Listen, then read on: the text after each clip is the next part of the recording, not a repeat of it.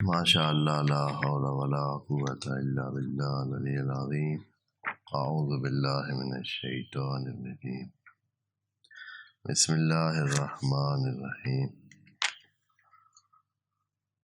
الحمد للہ وکفی والصلاۃ والسلام علی عبادہ الذین اصطفی اما بعد رب اشرح لی صدری ویسر لی امری واحلل عقدۃ من لسانی یفقہوا قولی وقل رب ادخلنی مدخل صدق واخرجنی مخرج صدق واجعل لی من لدنک سلطانا نصیرا بسم اللہ وباللہ وتوکلت علی اللہ۔ قال اللہ تبارک و تعالی فی سورۃ العادیات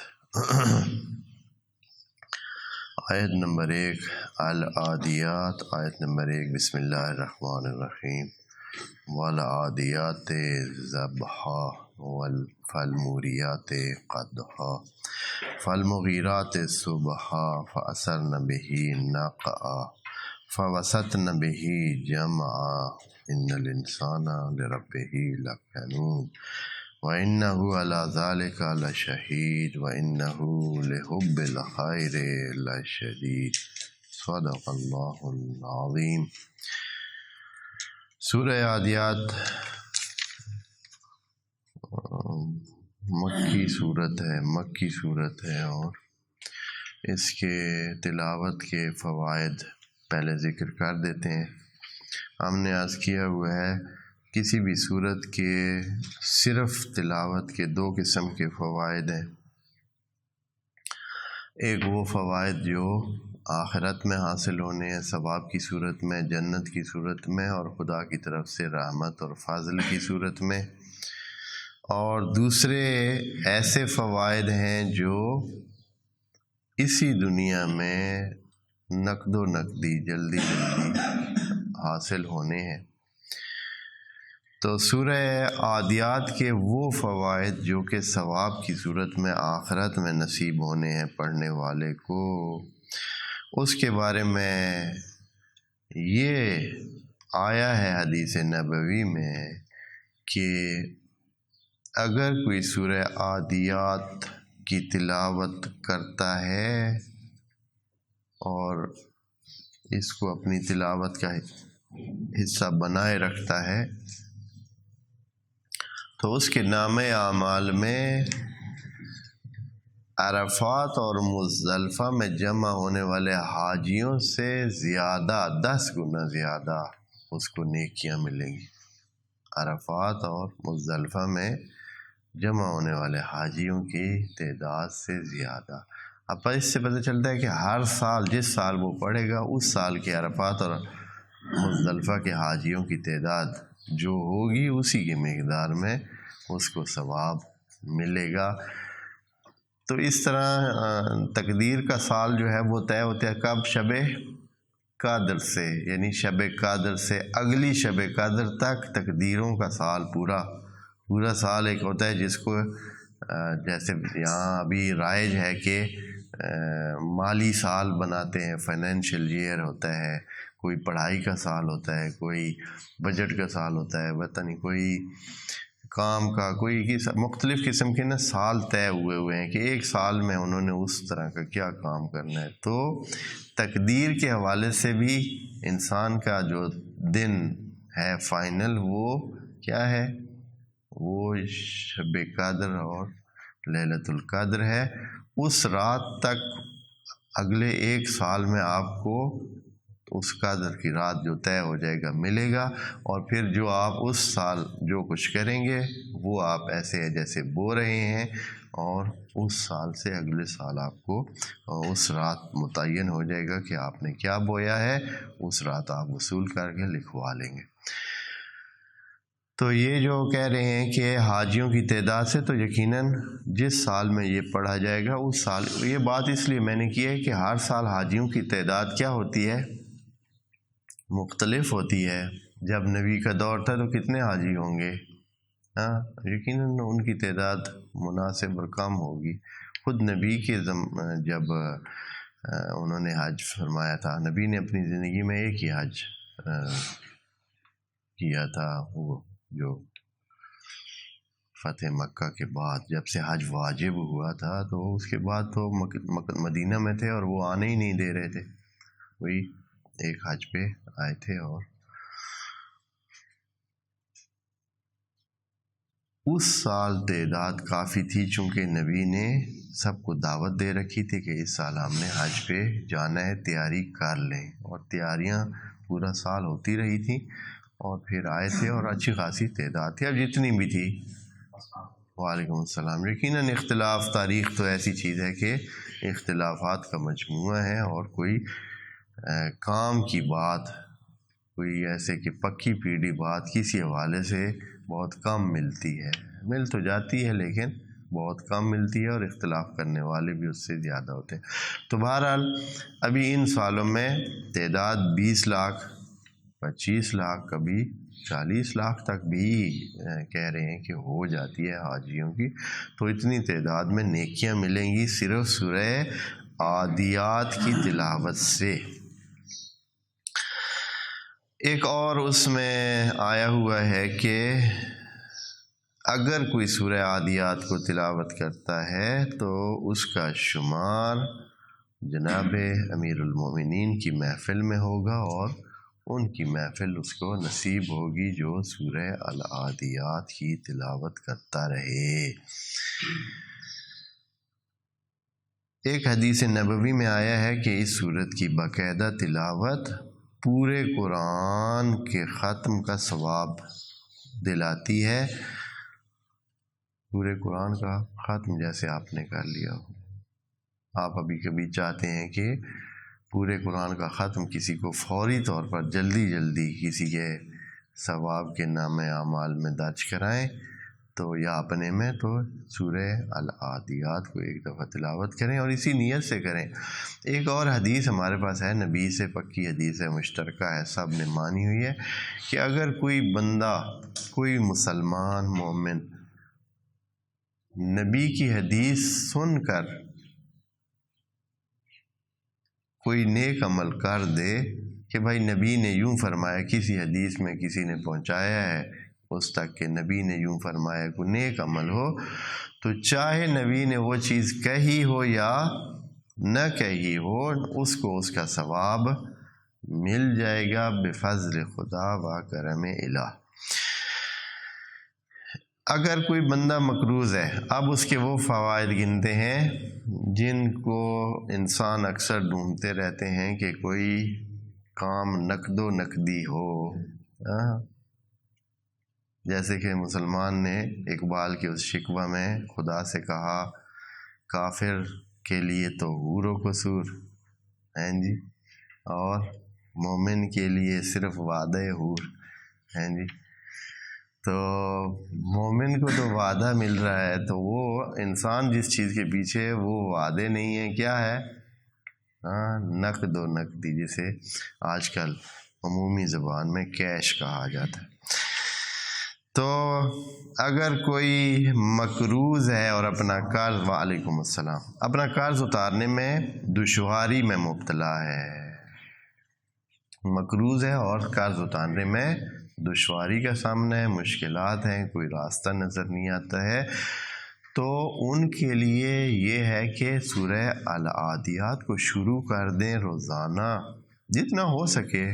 ایک دن 2 دفعہ پڑھ سکتا ہے، 4 دفعہ پڑھ سکتا ہے، 5 دفعہ پڑھ سکتا ہے، مسلسل اسی نیت سے اور پاک صاف ہو کر طہارت کے ساتھ یہ کام کرے، تو اگر اس کو وہ مانتا ہے خدا کو اور اس کو توکل ہے تو اس کا کام ہو جائے گا، اور ہوتا ہے. اب وہ یہ نہ ڈھونڈتا رہے. انسانوں کی خرابی کہاں سے، وسواس خناس کہاں سے شروع ہوتا ہے؟ پہلا سوال جو شیطان انسان کے ذہن میں ڈالتا ہے اور جس سے کہانی پھر وہ چھوڑ دیتا ہے، بس اب یہ لگا رہے گا. پہلا سوال کیا ہوتا ہے کہ یہ کیسے ہوگا؟ کیسے ہوگا؟ کوئی آثار نظر نہیں آ رہے، مجھے تو کوئی وسیلہ ہی نظر نہیں آ رہا ہے. کوئی کیسے دے گا، کس وجہ سے دے گا، کیوں کوئی مجھے دے گا، اور اس وجہ سے مایوس ہو کر کیا کرتا ہے، چھوڑ دیتا ہے۔ اور شیطان کا کام بھی یہی ہے کہ انسان میں مایوسی ڈالے، اور مایوسی کے بعد پھر وہ فارغ ہو جاتا ہے، بس اب یہ گیا، یہ بندہ ختم ہے۔ مایوسی ایسی بلا ہے کہ اس کے بعد انسان کسی کام کا نہیں رہتا ہے، اچھے خاصے وسائل ہوتے ہوئے بھی کسی کام کا نہیں رہتا۔ تو قرضے کے لیے اس کی تلاوت کرنی چاہیے۔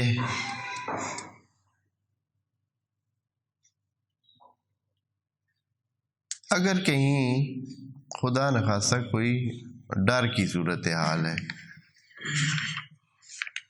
کوئی بندہ ڈرا ہوا ہے یا کسی چیز کا خوف لاحق ہو گیا ہے، کسی چیز کا بھی ہو سکتا ہے، مثال کے طور پر فرض کریں کہ سیلاب آ رہے ہیں تو بندے کو خوف ہے کہ ہمارا کیا بنے گا، یا دوسرے کوئی اس طرح کی ایک اندرونی کیفیت ہوتی ہے خوف کی، تو یا کوئی اور مسائل۔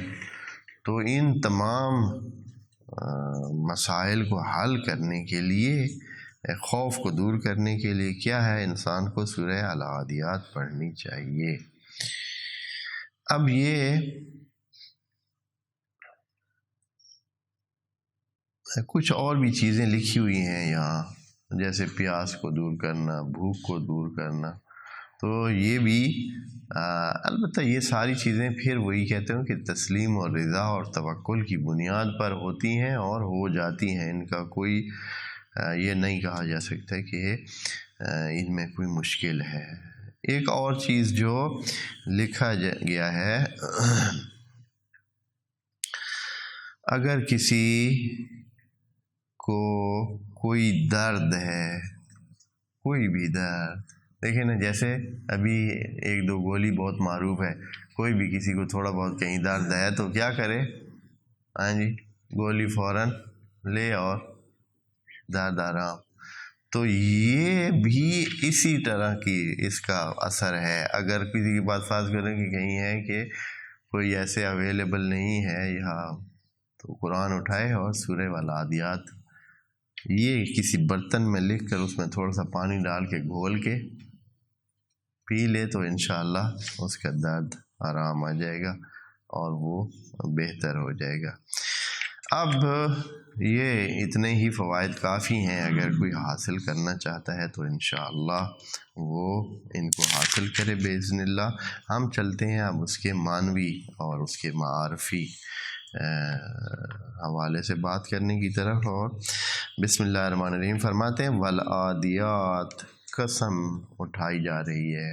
عرض کیا ہے کہ قسم بطور گواہی ایک قسم کی یہ سپورٹ ہوتی ہے، اپنی بات کی سپورٹ کرنے کے لیے کیا کیا جاتا ہے، قسم لی جاتی ہے تاکہ بات میں وزن پیدا ہو جائے، اور یہ ایک قسم کی گواہی ہوتی ہے، جس چیز کی قسم لی جا رہی ہے اس کو گواہ بنایا جا رہا ہوتا ہے، اور خدا کریم ان چیزوں کو گواہ بنا کے ساتھ یہ بھی بتاتا ہے کہ یہ ساری چیزیں گواہ بننے کی صلاحیت رکھتی ہیں اور یہ گواہ بن جائیں گی، اور یہ ایسی نہیں ہے کہ بے جان چیزیں، خدا نے تو بہت ساری بے جان چیزوں کی بھی قسمیں لی ہیں، تو یہ ساری اس لیے ہیں کہ وہ کیا رہیں، ایک قسم کی گواہ۔ والعادیات، عادیات کہتے ہیں دوڑنے والوں کو۔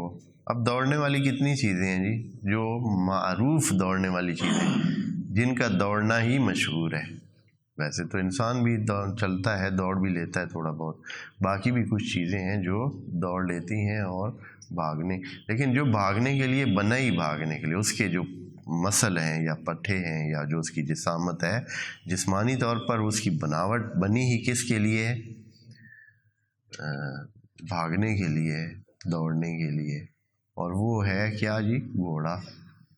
گھوڑا ہی بھاگنے کے لیے، اس کی جو بناوٹ ہے، جو اس کے سسٹم ہے، وہ اسی لیے۔ آپ کہیں گے کہ کچھ چیزیں اور بھی ہیں جو بہت بھاگ بھی لیتی ہیں، لیکن جتنی لمبی اس میں یہ بھاگ سکتا ہے، اونٹ بھی اسی طرح، اونٹ بھی بہت لمبے ٹائم تک بھاگ سکتا ہے، اور آپ سمجھیں ممکن ہے کہ اونٹ جو ہے وہ جیسے کہ بتایا گیا کہ 100 کلومیٹر سے زیادہ دن میں کاٹ سکتا ہے۔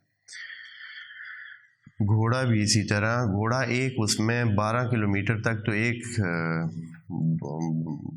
اس میں بھگتان میں بھاگ سکتا ہے ایک دوڑ میں. یعنی باقی حیوانات جو بھاگ سکتے ہیں، تیز بھاگتے بھی ہیں، ان کی دوڑ مثلاً ہو سکتی ہے کہ کتنی ہو، 1 کلومیٹر تک بھاگیں اور پھر ختم. 2 کلومیٹر تک بھاگیں اور پھر ان کی جان اس سے زیادہ کارآمد نہیں ہوتی ہے. تیز بھی بھاگتی ہیں بعض چیزیں ہیں، جیسے مثلاً بعض یہ جنگلی حیوانات بھی اسی طرح. لیکن ایک چیز جو بہت زیادہ دیر تک بھاگ سکتی ہے اور پھر برداشت کر سکتے، وہ گھوڑا ہوتا ہے. گھوڑوں کی قسم لی جا رہی ہے ذبحن، جو کیا کرتے ہیں جی، وہ تیز سانسیں پھر لیتا ہے. گھوڑے کی جو نتنوں سے آوازیں نکلتی ہیں جب وہ بھاگتا ہے، تو پھر اس کے نتنوں سے ایسے کچھ ایسے جو سانس لینے کی آواز اچھی خاصی آتی ہے. بعض اوقات ایسے تھوڑی بہت خراٹوں کے ساتھ بھی ملتی جلتی ہے، لیکن یہ ہے کہ کم ہوتی ہے. اسے آواز سی ایسے اس کی نتنوں سے نکل رہی تھی کہ وہ سانس لیتے ہوئے بھاگنے والے گھوڑوں کی قسم.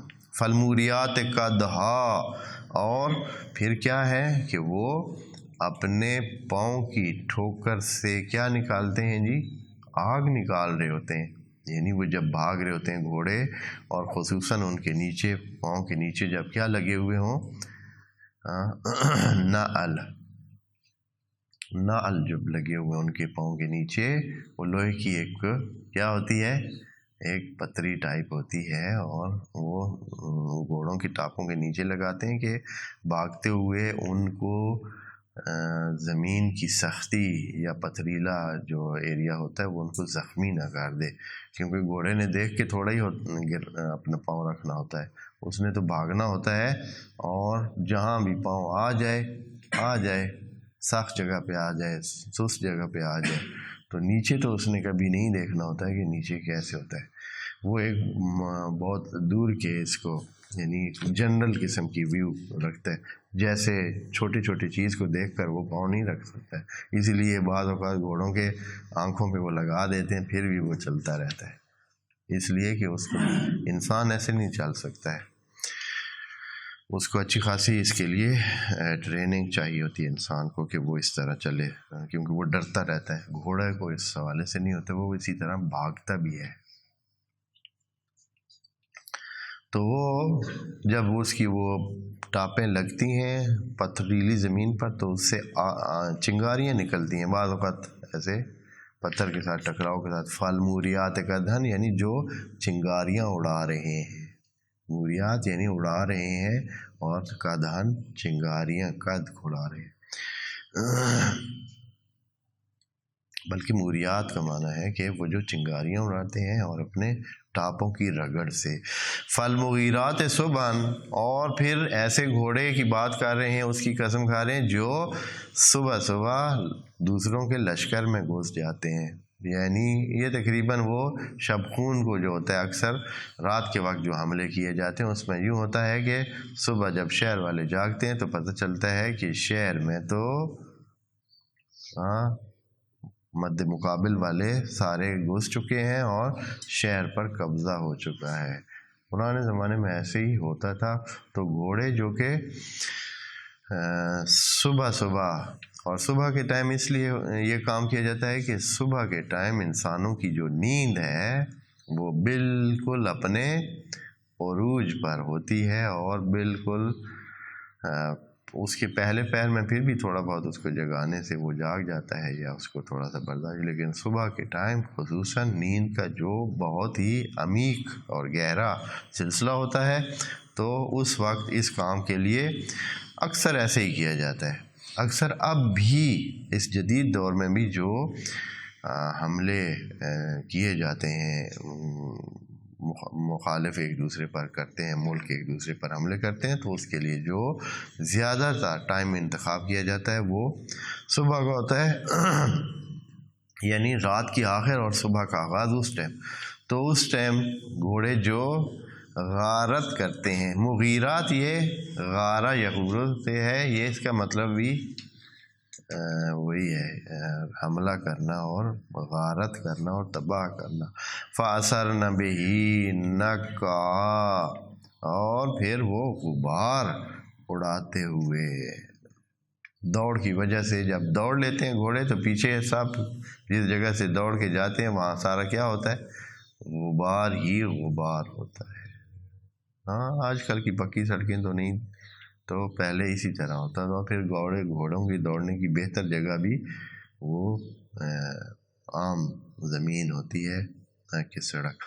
فَبَسَطْنَ بِهِ جَمْعًا، اور یہ مغیرات یعنی حملہ کرنے والے صبح کے ٹائم، اور فَأَثَرْنَ بِهِ جَمْعًا، اور اپنے پیچھے چھوڑ جانے والے بہت سارا غبار. فَبَسَطْنَ بِهِ جَمْعًا، اور یہ پہنچ جاتے ہیں جمعیت میں یعنی لشکر میں، مقابل کے لشکر میں پہنچ جاتے ہیں اور وسط میں پہنچ جاتے ہیں، یعنی ڈرتے نہیں ہیں. اور قسم بھی انہی کی کھائی جا رہی ہے جو یہ سارے کام اپنے اچھے انداز میں کرتے ہیں، کیونکہ یہ جو کام ہے یہ سارے ان گھوڑوں کے یا ان سے توقع رکھی جا سکتی ہے جو کیا ہوتے ہیں، ہر حوالے سے مکمل ہوتے ہیں اور اپنے مالکوں کے تابع ہوتے ہیں اور مالکوں کے مطابق چلتے ہیں. یعنی اپنے آپ طور پر وہ کامل ہوتے ہیں، مکمل ہوتے ہیں، کوئی خرابی نہیں ہوتی ہے، بیمار نہیں ہوتے ہیں، کمزور نہیں ہوتے ہیں اور جرأت مند بھی ہوتے ہیں. پھر یہ ہے کہ مالکوں کے مطابق بھی ہوتے ہیں، تبھی تو وہ حملہ کرتے ہیں. خود گھوڑے کی تو انتخاب نہیں ہے کہ وہ کسی جگہ پر جا کر حملہ کرے، بلکہ مالکوں کی وجہ سے یا جو ان کو چلا رہے ہیں ان کی وجہ سے. فَبَسَطْنَ بِهِ جَمْعًا، اور وہ پہنچ جاتے ہیں لشکر میں. یہ اتنی قسمیں کھا کر، اب چاہے اس کو یہ لیں کہ یہ دیکھیں کتنا بڑا حیوان ہے، گھوڑے کے ساتھ انسان کھڑا ہو تو انسان کیا لگتا ہے، ایسے بونا بونا لگتا ہے، اس کے مقابلے میں چھوٹا سا لگتا ہے.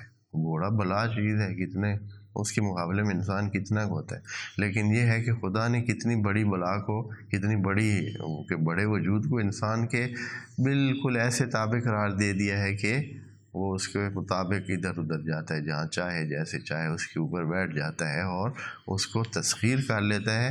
تو یہ کتنا ایک خدا نے اس کو اس حوالے سے دیکھیں، یا گھوڑے کی جو خدمات ہیں اس حوالے سے دیکھیں، یا گھوڑے کی جو وفاداری ہے، جو اس کی بندگی ہے. یعنی گھوڑا انسان کا بندہ بن کے رہتا ہے. گھوڑا جو ہے وہ انسان کا بندہ بن کے رہتا ہے. اور یہ کام کس نے کروایا؟ خدا کریم نے. اس کے مقابلے میں آپ ایک چھوٹی سی ممکن ہے کہ چیز اور ہو جو جس کو خدا نے آپ کی تسخیر میں نہیں دیا ہے، تو پھر اس کو رکھ کے آپ دیکھیں کہ کیسے آپ اس کو کنٹرول کر سکتے ہیں. یہ ساری باتیں کہنے کے بعد خدا کریم نے جو جملہ کہنا ہے، دیکھیں قسم جو اٹھائی جاتی ہے کہ مجھے قسم ہے، اگلی بات کیا ہے، قسم کس لیے لی جا رہی ہے بھائی، وہ بات کیا ہے؟ تو بعد یہاں سے خدا کریم شروع فرماتا ہے اور کہتا ہے کہ ان الانسان لربہ لکنود، بے شک انسان اپنے پروردگار کا ناشکرا ہے.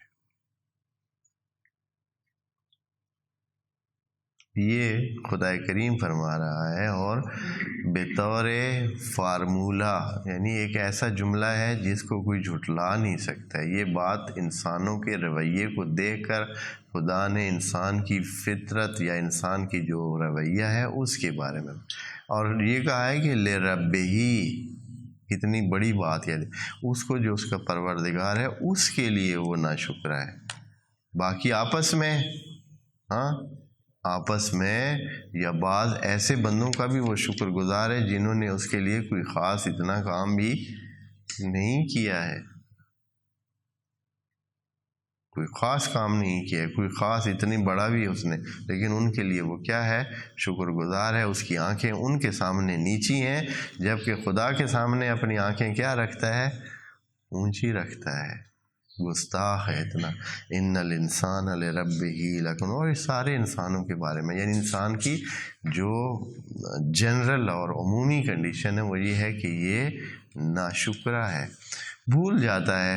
انسانوں کا تو شکریہ کرتا رہتا ہے، لیکن یہ کہ یہ سارا نظام اس کو کدھر خدا نے کیسے پیدا کیا، کس طرح یہ بڑا ہوا، ساری جسم کی جو اس کو آزادی ہے، ساری جو خدمات اس کے پاس موجود ہیں، ان کو یہ بھی تو تمہارے اس کے پاس آئی ہوئی ہیں، لیکن ان کو وہ بھول ہی گیا ہے. وہ اس کو اگر کسی نے روٹی کا ایک نوالہ دے دیا ہے تو وہ کیا کرے گا؟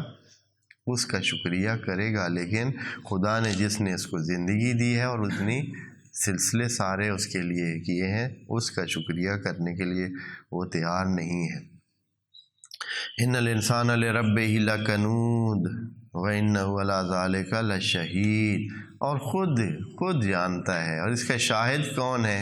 خود ہی شاہد ہے، یعنی کل اگر سامنے لایا جائے گا تو سب چیزیں اگر اس سے پوچھا جائے گا کہ بھائی کیا کیا ہے، کہاں سے لیا تھا، تو خود بھی وہ اس کا شاہد ہے کہ یقیناً وہ نہیں بتا سکتا ہے کہ وہ کہیں سے لایا ہے، وہ کہے کہ کہاں سے لایا ہے زندگی، یعنی کس نے دی ہے اس کو زندگی، تو یقیناً اس کا جواب اس کے پاس نہیں ہے۔ وہ خود شاہد ہے اس بات کا کہ سب چیزیں اس کو ملی ہوئی ہیں، اور وہ کیا کرتا ہے؟ پھر بھی ناشکر ہے، خود اس کا شاہد، وَإِنَّهُ عَلَىٰ ذَلِكَ لَشَهِيدٌ۔ اور اے اللہ کچھ اور بھی انسان کی، یہ تو اس کا نیگیٹو وہ ہے، اور بھی کچھ ہیں اس کی فطرت میں شامل چیزیں، کہتے ہیں ہاں ایک اور چیز بھی ہے، کیا ہے؟ وَإِنَّهُ لِحُبِّ الْخَيْرِ لَشَدِيدٌ، بس ایک شدت سے اس کے اندر ایک چیز بھری ہوئی ہے، انسان کے اندر شدت کے ساتھ ایک چیز بھری ہوئی ہے، اور وہ کیا ہے؟ لِحُبِّ الْخَيْرِ، یعنی مال کا یہ بڑا دل دادا ہے، مال کا بڑا ہی دل دادا ہے۔ خیر کا معنی یہاں مال سارے مفسرین کیے، خود قرآن میں بھی کئی جگہ پر مال کو ان ترک خیرا للوصیہ، خدا کریم نے کہا ہے کہ مومنین پر ہے کہ اگر کوئی ترکہ چھوڑے، مال چھوڑ جائیں فوت ہونے سے، تو اس کے لیے کیا کریں؟ وصیت کریں۔ وہاں بھی خیر سے مراد مال اموال لیے گئے ہیں، اور مال اموال مراد ہے، یہاں بھی خیر کا معنی کیا لیا گیا ہے؟ مال۔ ویسے خیر کی چاہنا اچھی بات ہے، ویسے خیر کو چاہنا کیا ہے؟ اچھی بات ہے، لیکن یہاں چونکہ منفی مراد ہے کہ جملہ منفی لہجے میں موجود ہے، اس لیے یہاں مال ہی مراد ہو سکتی ہے، اور لشدید کا معنی اس کی منفیت کو اور بھی تیز کرتا ہے کہ یہ مراد یہاں منفی ہے، یعنی انسان میں بھری ہوئی ہے، کوٹ کوٹ کر بھری ہوئی ہے۔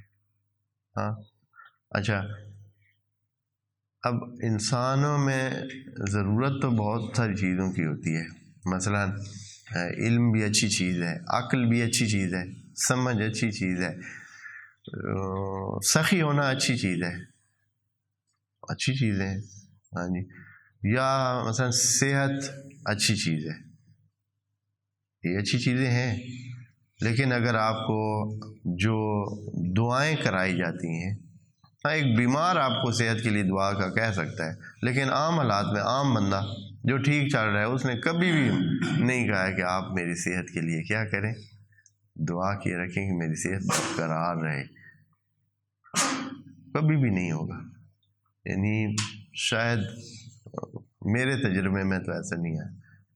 ہاں مال کے لیے چھوٹے سے لے کر بڑے تک، زنانی سے لے کر مرد تک، سب جو ہے نا وہ دعا کرا رہے ہیں، بلکہ اس کے لیے تو وہ خود نمازیں پڑھیں یا نہ پڑھیں، ویسے قرآن پڑھیں یا نہ پڑھیں، ہیں جی، اس کام کے لیے کیا کرا رہے ہیں؟ ختم قرآن کرایا جا رہا ہے، اور پتہ نہیں کیا کیا سلسلے، کوئی کہہ رہا ہے کہ ہم نے لاکھ، پتہ نہیں خاص قسم کے الفاظ ہوتے ہیں جی، لاکھ کڈوایا، اب پتہ نہیں اس کا کیا مطلب ہوتا ہے، ہاں بھائی لاکھ دفعہ پڑھایا ہے یا لاکھ دفعہ اس کو ذکر کروایا۔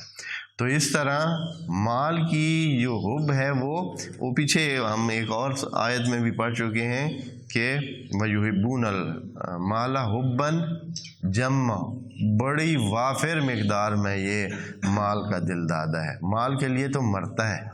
ہاں امیر المومنین کے فرامین میں ایک ہے کہ انہوں نے سمجھانے کے لیے کتنی بڑی بات کی ہے، فرماتے ہیں کہ انسان کا اگر کوئی عزیز فوت ہو جاتا ہے نا، ہو جاتے ہیں خدا نخواستہ کوئی بہت قریبی عزیز تو پھر انسان کو نیند آ جاتی ہے، رات کو بھی پھر سونے کا ٹائم جب ہوتا ہے تو پھر بھی اس کو نیند آ جاتی۔ لیکن کسی کا مال گم ہو جائے، مال ہاتھ سے چلا جائے تو کتنے تک اس کی نیند کیا رہتی ہے؟ نیند حرام ہو جاتی ہے۔ یہ سمجھانے کے لیے کتنی بڑی بات حضرت نے کر دی کہ اگر آپ کو ابھی بھی سمجھ نہیں آئی تو یہ سمجھ لیں کہ کتنا، حالانکہ کسی عزیز کے جانے سے کتنا بڑا گیپ آ جاتا ہے اور پھر اس عزیز نے کبھی واپس بھی نہیں آنا ہوتا ہے۔ مال تو پھر ممکن ہے کہ اگر چھن گیا ہے، گم ہو گیا ہے تو ہو سکتا ہے کبھی یہ پھر سے انسان کو واپس مل جائے، کیونکہ ابھی تو وہ دنیا میں خود موجود ہے۔ لیکن یہ کہ انسان کی نیچر ایسے بنی ہوئی ہے کہ وہ مال کے حوالے سے، جیسے کہ خدا کریم نے خود یہاں فرما دیا ہے کہ انہو لحب الخیر و انہو لحب الخیر لا شدید۔ تو یہ انسان کی وہ نیچر ہے، جیسے یہ ہے اس میں نہج البلاغہ میں ہے، کلمات کثار میں حضرت نے فرمایا ہے کہ ینام الرجل علی الثقل ولا ینام علی الحرب، کہ انسان کو کسی بہت قریبی فوتگی، کسی اپنے جوان کی فوتگی پر تو نیند آ جاتی ہے، لیکن اپنے مال کے ہاتھ سے چھننے سے، گم ہونے سے یا چھن جانے سے یا نقصان ہونے سے انسانی کی نیندیں اڑ جاتی ہیں۔ اس لیے انسان مال کا بہت ہی دل دادا ہے، لیکن خدا کریم انسان کوئی نفسیات کا علاج فرماتا ہے۔ اے اللہ پھر ہے تو ایسے، اب کیا کریں تو کیا کریں؟ ہاں، وہ مال کی موجود ہے، ہم خود اس میں پھنسے ہوئے ہیں، ہمیں بھی اسی طرح اچھا لگتا ہے، ہاں، لینے کو دل کرتا ہے، دینے کو دل نہیں کرتا ہے، ہیں جی، آ جاتا ہے تو تھوڑا لگتا ہے۔ ہاں، مجھے پہلے امید ہوتی ہے مثلا کہ بھائی مجھے اگر 1000 روپے مل جائے تو میرا کام چل جائے، 1000 آتا ہے تو بندے کو یہ دلچسپی ہوتی ہے کہ اگر یہ 5000 ہوتا تو کتنا اچھا ہوتا، ہاں، اور اسی طرح آگے بڑھتا ہی جاتا ہے۔ تو کیا پھر علاج ہے؟ اے اللہ تو ہی کوئی بتا دے ہمیں۔ تو خدا کریم اس کا علاج یہ بتاتا ہے کہ انسانوں اتنا سوچا کریں، جب بھی کوئی مسئلہ ہو، جب بھی کوئی مال کی دلچسپی پیدا ہو تو یہ سوچا کر لیں کہ بھئی یہ کتنے دن آپ کے پاس رکے گا، کتنا ٹائم رکے گا، اس سے کتنا ٹائم فائدہ اٹھا سکتے ہیں، کتنی آپ کی مدد کرے گا، یا آپ کو کتنا جلا سکتا ہے، یا آپ کو کیا لے کر دے سکتا ہے۔ افلا یعلم، کیا انسان نہیں جانتا، اذا بعثر ما فی القبور، کہ جب قبروں میں جو کچھ ہے وہ سارا باہر نکالا جائے گا، یعنی انسان تو نے مر بھی جانا ہے، ختم ہو جانا ہے، مال نے تیری مدد نہیں کرنی ہے جب قبر سے تجھے نکالا جانا ہے، مال تو ادھر ہی رہ جانا ہے، بعد والی نسلوں نے اس کو کھا پی جانا ہے، ختم کر جانا ہے، تیرا تو وہی کچھ ہے جو تو اس کے بارے میں کچھ کر گیا ہے، باقی تو خود بخود ہی تو اسے، جیسے جسم چھن جانا ہے مال بھی چھن جانا ہے، جسم بھی انسان سے چھن جانا ہے نا، ہاں، جسم سے روح کو فارغ کر دینا ہے۔ خدا کریم نے کہنا ہے کہ اے جسم، اب جو ہے اس روح کو اس سے نکالیں گے تو جسم فارغ ہو جائے گا، اور ڈھانچے کا ڈھانچہ ہوگا۔ باقیوں کو اتنا کہا ہے خدا نے کہ چلیں احترام کرتے ہوئے اس کو زمین میں گاڑ دیں، تاکہ بے حرمتی اس کی بھی نہ ہو اور بے حرمتی ان کی بھی نہ ہو جو پیچھے جینے والے ہیں، ہاں جی، کیونکہ اس کی بے حرمتی ظاہراً اس کو تو مرے ہوئے کو کیا پتہ چلنا ہے، اصل میں بے حرمتی کن کی ہے؟ جو جی رہے ہیں ان کی ہوتی ہے۔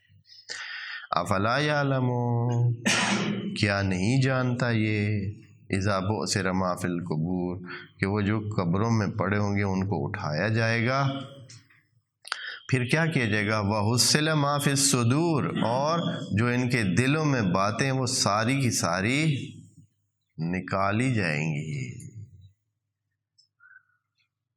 یعنی جو باتیں موجود ہیں، جو کام موجود ہیں، جو نیتیں موجود ہیں، وہ ساری ان کی ایک کاپی باہر پرنٹ کر کے نکالی جائے گی. حُصِّلَ یعنی لی جائے گی باہر. اور پھر کیا یقیناً وہ جو کاپی باہر نکالی جائے گی خود ہی وہ نامہ اعمال کا، تو یہ نامہ اعمال ایک پرت ہوگی، ہاں اس کے پیچھے سب کچھ ہوگا. جیسے آپ کے ہاں مثلاً ایک چیک ہوتا ہے نا، وہ اس پیسے کے ایک پرت ہوتی ہے. پیسہ تو آپ کا موجود ہے، وہ چیک یا جیسے نوٹ ہے، یہ جو نوٹ ہمارے پاس موجود ہوتے ہیں یہ خود تو قیمت اس کی مثلاً 10,000 والا بھی نوٹ ہو تو اس کی قیمت بہت ہوگی، تو کاغذ کی قیمت کتنی ہوگی؟ 10 15 20 روپے کا کاغذ لگا ہوا ہوگا، پرنٹ وغیرہ ملا کے سارا 10 20 کے اس کا خرچہ ہوا ہوگا، ہاں جی. لیکن اس کی قیمت کتنی ہے؟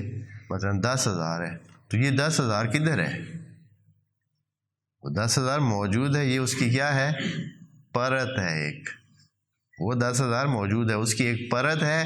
اس پرت سے جو ہے نا سودے چل رہے ہوتے ہیں. اور اسی کے ادھر بھی ایسے ہی ہوگا، نامہ اعمال کا وہ جو نکالیں گے ہمارے اس سے وصول کریں گے ایسے صدور میں سے، تو وہ ایک ہمارے جو کچھ ہمارے عمل نے بنا رکھا ہے اس کی وہ ایک پرت ہوگی، سامنے دی جائے گی کہ یہ ہے آپ کا نامہ اعمال. کیونکہ کفا بنفسک الیوم علیک حسیبہ، کسی کے حساب کرنے کی ضرورت نہیں ہے، خود ہی تم میں سب کچھ نظر آ جائے گا. جو کیا ہے خود بخود ہی سامنے کو انسان سمجھے گا بھی کہ واقعاً یہی بنتا ہے، ہمارا بنتا ہی یہی ہے. ان ربہم بہم یومئذ لخبیر، اور اللہ جو ہے اس دن ان کے اعمال اور ان کے کاموں پر کیا ہے؟ خبر رکھتا ہے. اب یہ ہے کہ یہ خبر رکھتا ہے، ابھی نہیں رکھتا ہے، وہ ابھی سے رکھتا ہے. ہاں اس دن کیا ہوگا؟ سامنے ہو جائے گا نا، آمنا سا، جیس کو کہتے ہیں نا کاؤنٹر سائن جسے کہتے ہیں، ہاں سامنے کر کے کسی کو پتہ ہوتا ہے. مثلا آپ نے فرض کریں کہ کوئی چیز حساب کی ہوئی ہے، ٹھیک ہے، لیکن آپ اس کے سامنے جب کرتے ہیں تو پھر کیا ہو جاتی ہے؟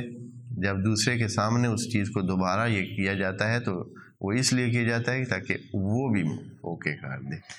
تو انسانوں کے سامنے بھی اس دن اس لیے، پہلے ابھی سے پتہ ہے خدا کو، لیکن اس دن انسانوں کے سامنے یہ کام کیا جائے گا تاکہ انسان یہ نہ کہے کہ میرے بغیر ہی خود سے حساب کر لیے ہیں اور خود سے سارا. تو اس لیے خدا کریم نے کہا ہے کہ یوم دن، اس دن خدا کریم بھی اس کے ساتھ موجود ہوگا اور خبر ہوگی اس کو کہ اس نے کیا کیا ہے. تو دعا ہے کہ خدا کریم یہ ہمیں نصیب فرمائے کہ ہم ان چیزوں کو سمجھ سکیں اور اس زندگی کی جو یہ سلسلہ ہے اس کو وہی سمجھیں جو ہے اور آگے چلیں. ہر چند کے ہماری اس زندگی میں مصروفیت کے لیے، مشغولیت کے لیے بہت کچھ ایسا ہے کہ جو ہمیں غافل کر کے رہتا ہے. اکثر ہم غافل رہتے ہی ہیں. آپ اسی سے سوچیں کہ یہاں جب درس میں آپ موجود ہوتے ہیں تو آپ ممکن ہے کہ کوئی اور طرح سوچ رہے ہوں، اور جیسے ہی اس دروازے سے باہر جائیں گے تو رات گئی، بات گئی، یہ ہو جائے گا. تو دوستو یہ بڑا مشکل کام ہے. انشاءاللہ خدا سے مدد طلب کرتے ہیں، اللہ ہم سب کی مدد فرمائے. والسلام علیکم ورحمۃ اللہ وبرکاتہ.